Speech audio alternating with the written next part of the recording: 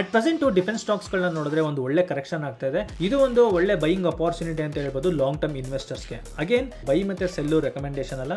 Stock name ನಾನು last ತಿಳಿಸ್ಕೊಡ್ತೀನಿ, ದಯವಿಟ್ಟು ವಿಡಿಯೋನ ಫುಲ್ ನೋಡಿ. ಸೊ ಫಸ್ಟ್ ಈ ಕಂಪನಿಯ ಬಿಸ್ನೆಸ್ ಬಗ್ಗೆ ತಿಳ್ಕೊಳ್ಳೋಣ. ಬೇಸಿಕಲಿ ಈ ಒಂದು ಕಂಪನಿಯ ಬಿಸ್ನೆಸ್ ಬಂದು ಶಿಪ್ ಬಿಲ್ಡಿಂಗ್. ಇಲ್ಲಿವರೆಗೂ 100+ ವಾರ್ಶಿಪ್ ಗಳನ್ನ ನಮ್ಮ ಇಂಡಿಯನ್ ನೇವಿಗೆ ಮತ್ತೆ ಕೋಸ್ಟ್ ಗಾರ್ಡ್ ಗೆ ಡೆಲಿವರ್ ಮಾಡಿದ್ದಾರೆ. 89% ಆಫ್ ದ ರೆವಿನ್ಯೂ ಬಂದ್ಬಿಟ್ಟು ಶಿಪ್ ಬಿಲ್ಡಿಂಗ್ ಇಂದಾನೇ ಬರುತ್ತೆ.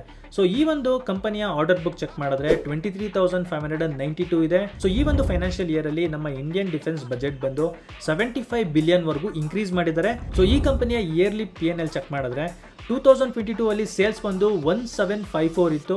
ಈಗ ಚೆಕ್ ಮಾಡಿದ್ರೆ 3846 ಆಗಿದೆ, ಆಲ್ಮೋಸ್ಟ್ ಡಬಲ್ ಆಗಿದೆ.